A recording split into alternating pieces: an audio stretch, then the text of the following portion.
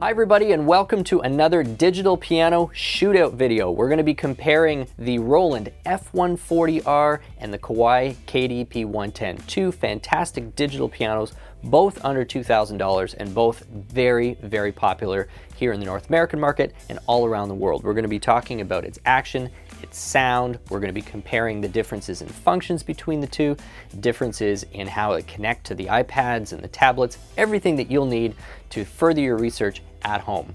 My name is Stu Harrison. You're here at Merriam Pianos. Thanks for joining us again. Let's get started right away.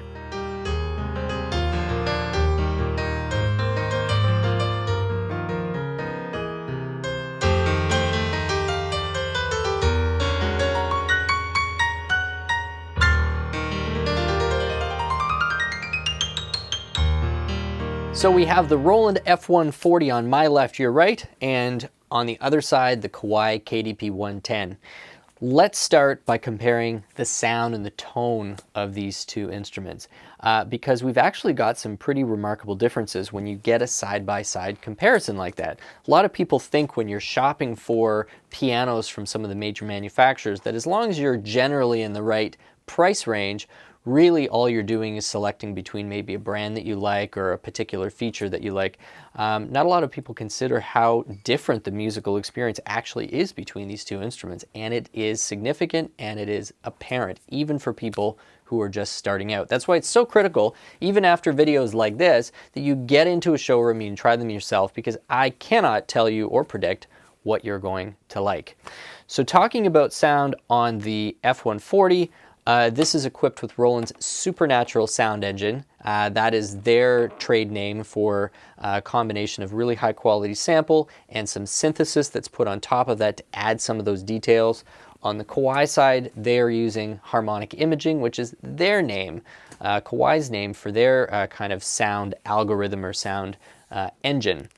There are some differences in the, I guess, not just the tone, but also the capability of the sound engine itself. We have 192 note polyphony on the Kawai. We have 128 note polyphony on the Roland. Now, in normal piano playing circumstances, you're not going to know the difference or not going to be able to perceive the difference between that polyphony gap between the two.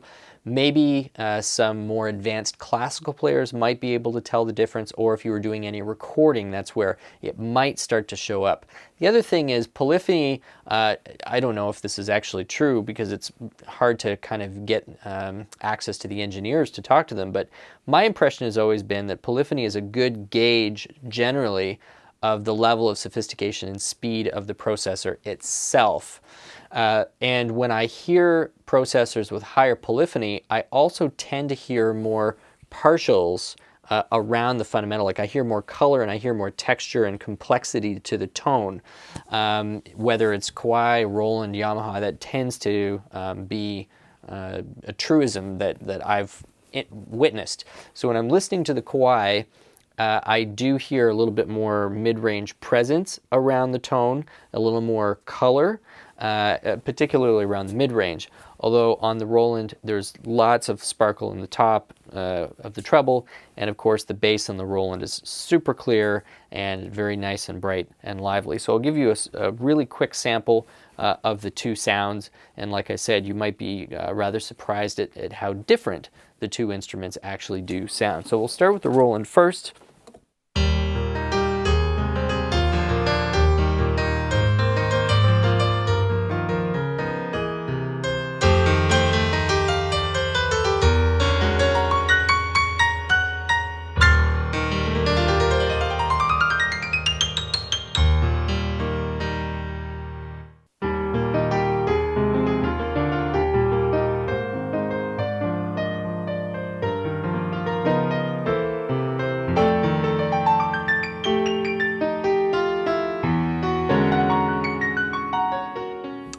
And just for the record, we are using the default piano tone on both of these instruments. Neither one has been edited with the editor, and neither one has been processed by us after the fact with any sort of reverb or EQ. So you're getting just the raw sound out of both of those instruments. So we've covered the sound engine. We've got harmonic imaging with 192 polyphony, supernatural with 128 polyphony. The other main tones or sort of the other tones that receive kind of special Roland treatment, if you will, they're not general MIDI sounds, include, there's like 9 or 10 different acoustic piano samples on the F140, as well as quite a few E-pianos. We've got some really nice harpsichord and synth pad sounds, and I would say for the Roland, the strongest showing comes from their pads, also comes in the acoustic piano range. The really nice stuff that I enjoy on the Kawai would have to be, I love the Rhodes on the Kawai. I think the main piano sample in the Kawai, which actually uses a Shigeru Kawai SKEX sample, is really lush, very colorful. And surprisingly, I think the Hammond organ sample on the Kawai KDP110 is actually great. Now, it doesn't give you a lot of editing functions, but I think the sample is great. I love how it's pre-programmed so that the left pedal actually triggers the Leslie. And I'll just quickly play that for you.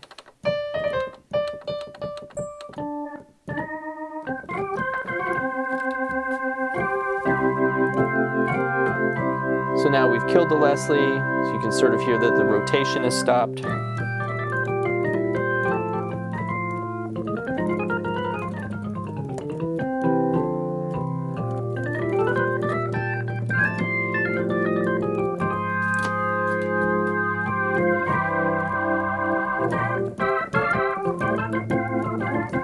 So almost even a grit in there to it.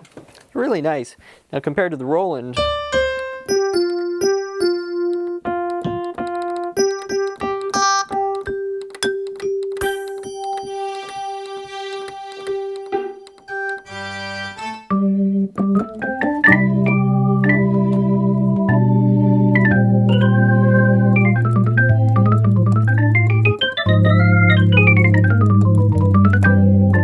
it's not bad. I just kind of think the Kawai's got a bit more of authenticity in that particular category.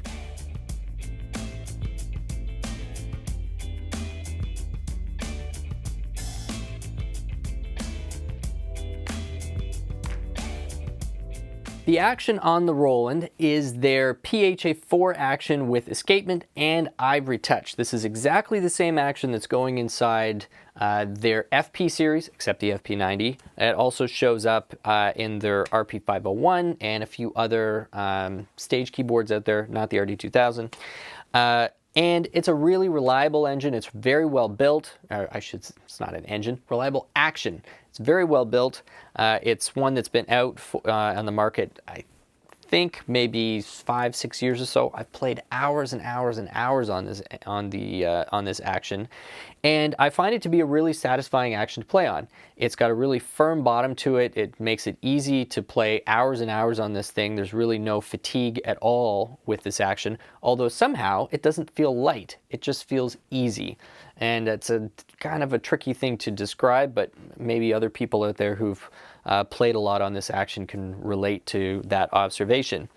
The texture on top of the key, that ivory touch, is actually really nice. It's not that gimmicky. It does add a texture to your key. You can always sort of feel that there's an extra little grip there. It's nicer than just a straight, shiny white plastic. And then there is also kind of a micro texture on top of the black keys. It's not really simulating ebony wood. It doesn't even look like grain at all, actually.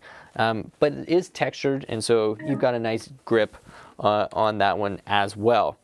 The escapement, you know, for people who are really used to acoustic pianos, I guess the escapement sort of adds an extra layer of authenticity. So that's what we've got on the Roland. On the Kawai, this is their compact action. Their I think their graded hammer compact action 2. And the big difference here, I would say there's two big differences between the Roland and the Kawai in this respect. One, this action does have a different feel to it.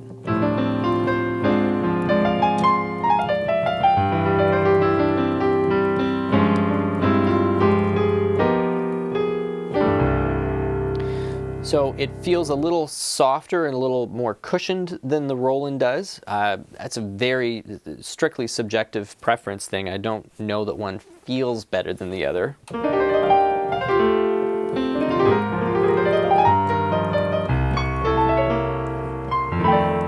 This one does not have necessarily an ivory simulation, but there is a texture to the key, and there is also a very similar texture on the black key to what the Roland has. Those are the actions. We've got the PHA-4 on the Roland, and then we've got the responsive hammer compact 2 action on the Kawai. Both with textured key tops. Really both fun actions to play, but you do have to try them yourself. There's no way on paper that you could judge one or the other to be kind of a superior instrument.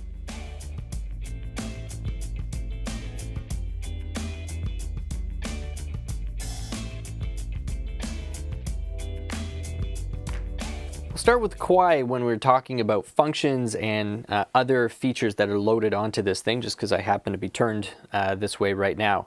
The Kawai has many different lesson book or method book systems that are programmed in here. When I say programmed in, it's really the repertoire that are in those method books are already in here, so it makes for easy playback and reference of that material. So there's some really interesting educational tie-ins with the KDP110. It also is going to have all those playing modes that some teachers and students find useful, like the ability to split the keyboard up into 2 different voices, or to have kind of like a twin mode going on where you have 2 sections of the keyboard that have identical ranges. So you could have a teacher and a student both in front of the keyboard without having to like reach over one another. And that's something that actually the Roland also has. Now, the KDP110 definitely has fewer voices loaded onto it than the Roland does.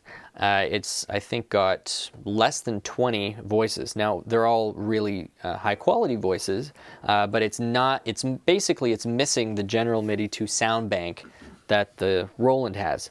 It also comes with a basic recorder function built in, so you can record a couple of basic piano things and listen to it played back, which is first of all, it's fun. It's entertaining to kind of do that and hear yourself played back. But I know some teachers who do this to record sort of quick lesson snippets, send it home with your kid or your student rather. So that basically sums up what the KDP110 has on board. Now, both these instruments have Bluetooth on them, which means that you can connect a tablet or a smartphone to the KDP110. I believe at this point it is just iOS, not Android, but of course that may change literally at any day. But at this point I think it's just iOS. And so you can Bluetooth connect to this, and that is going to give you the ability to essentially remote control this instrument with a tablet. It's very easy to do and it works really well, but it also lets you take Bluetooth MIDI out into other programs such as GarageBand or Logic or Pro Tools or anything like that that support the wireless Bluetooth MIDI. Over onto the Roland. And this is where I think the Roland does have an edge over the Kawai. The Roland, obviously, as we mentioned, is loaded up with the general MIDI bank, but the Roland also, through the Bluetooth, you can get full intelligent rhythm accompaniment through this machine, which gives you something like 20 different rhythms that'll sort of follow you around and auto-accompany, and that can be a ton of fun. And then you get all of the other features that go along with Roland's Piano Partner 2, which is also kind of a free app that unlocks the complete functionality of this instrument. I think virtually all of the functions you can get through there, you can get through various shortcut keys on here, but it just makes it so much easier to use through sort of a touch, interface. Both pianos have triple pedals, and the Roland kind of emphasizes the fact that the pedals are constantly sensing or continuously sensing pedals. So if you press it down and then sort of lift it half up and down, and it's always reading where the pedal is instead of only just being on or off. So that kind of lets you expand the level of finesse that you have with the piano. Kawai likes to well, actually, I think it's quite a legitimate and an interesting thing to focus on. What they have is the Grand Feel pedal system. And anybody who has spent a lot of time with a Grand will know that the 3 pedals don't all have the same level of resistance to them. They all have slightly different spring pressures. And you get used to that. You get used to the fact that your left pedal takes a little bit more force than the right one, and then the middle one is often very, very light, the sostenuto pedal. And what Kawai's tried to do is simulate the difference in that spring pressure and that pedal pressure so that the left pedal actually feels like a left pedal. The right pedal actually feels like a right pedal. And it's also continuously sensing. So that's great. Moving on to the cabinets. The KDP110 comes in a more traditional look, and it comes in just one color, and it's the satin finish rosewood. I've seen this work in a variety of different decors and settings. I don't think anyone's going to have trouble having this blend into whatever room you happen to have it go into. And of course it comes with its own matching stand, and we already just talked about the pedals. You can also see that closes really, really nicely and easily. And that cover is well constructed. It's not like a cheap piece of kind of fiberboard that you feel like you just lean on it a little bit and the whole thing would snap. It's actually a pretty beefy cover. It's going to be nice to keep the dust off. And then of course you've got the music stand, which is either in an up position or you can fold it all the way down. On the Roland side, this comes in 2 colors. You've got a classic black, which you're seeing here. It also comes in satin white, on a very different look to the cabinet. Rather than having a separate key cover and then a music desk, they're one and the same on the F140. This folds right down, gives a very sleek look, and then it opens right up like that. There's a bit of a spring assist there, and then the cover becomes the music desk itself, which is pretty cool. If you've got a condo or a living space where a bit more of a sleek, almost European look is what you're going for, this might work very, very, very well. Last but not least, let's deal with the connection points on the instruments. The Roland has 3.5 mil in and out for the audio. That's really handy if you want to use the onboard speakers from something that doesn't have the Bluetooth audio. And so like you plug your phone in, you can use the F140's speakers to play. Or if you want to send this out to an additional set of speakers, you can do that without having the internal speakers shut off, which is really, really handy, especially like in today's situation where we're recording these 2 instruments. I can hear this piano without having to kind of jimmy rig another little speaker in the room. You've still got 1/4 inch and 3.5 mil out for headphone jack, which is great. And then there's also USB connections out of the Roland. On the Kawai, we've got USB in and out, and then literally the only other connection points we've got is the headphone jacks. So what we're doing today is we've actually taken one of the lines out of the headphone jack that you're hearing, and then we've just got a very small speaker in the room coming out of the other headphone jack. So that works okay, but it is nice when instruments kind of have both features on it. So let's sum this up. We have 2 pianos which are very, very similarly priced, and in a lot of cases are offering very similar features, but you can tell that there's been a difference in focus on what the Kawai is going for and what the Roland is going for. On paper, the Kawai seems to bring a stronger set of specs to just the simple aspect of playing an acoustic piano or simulating the playing of an acoustic piano. We have a 40-watt speaker system versus a 24-watt speaker system. We've got a higher polyphony, and we've got a triple sensor. These are all things that are going to augment and I think, you know, in most cases, increase the quality of a piano playing experience without anything else really going on. However, there is not a lot of other functionality beyond that on the KDP110. So not a lot of ports, and there's, you know, limited things that can be done with it outside of that. There's no onboard accompaniment, and the number of onboard sounds is pretty limited. Again, this could be important or not important. So I would say for just a piano experience alone, this would seem to have an edge from a spec standpoint. On the Roland, we've got lots of additional functionality like the intelligent auto accompaniment, over 300 sounds on it, really, really easy to use Bluetooth connection. and more in and out audio port options. So this feels like there's more versatility outside of an acoustic piano playing experience. Now, these, of course, are just my comments, my observations. You have to get into a piano store and try them, ideally side by side, so that you can judge for yourself. Because there's no way that I can tell you what you're going to enjoy or what you may wind up liking in terms of the tone. All of this is very, very subjective. And if you're interested in learning more about either one of these, we've done in-depth reviews of both separately, as well as separate playing videos where all you'd hear is me playing these two pianos, so you can get a really good sense of the onboard sound.